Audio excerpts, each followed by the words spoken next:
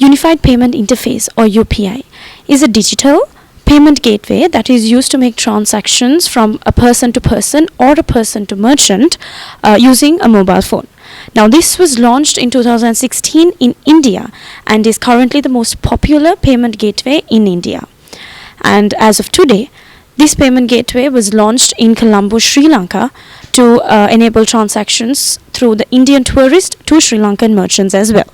At a press briefing at the Presidential Media Centre in Colombo, central bank officials and other partner organizations elaborated on how this works.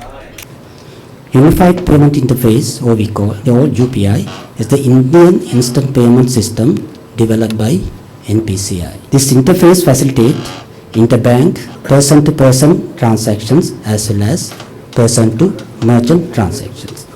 It is used on mobile phones, and it provides a facility to transfer funds between bank accounts in India. It not be the same bank, it can be any bank in India.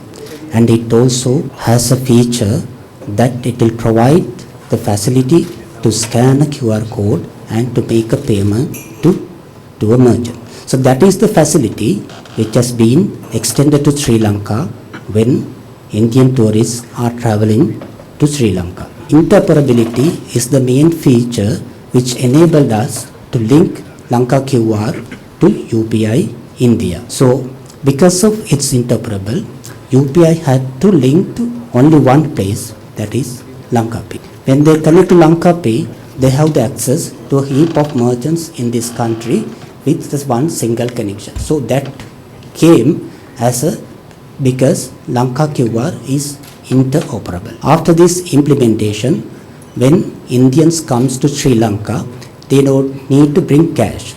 Instead of that, they can bring their UPI enabled payment app. There have been many illegal transactions happening and coming into the country and going out of the country, like Undial and Hawala systems, right?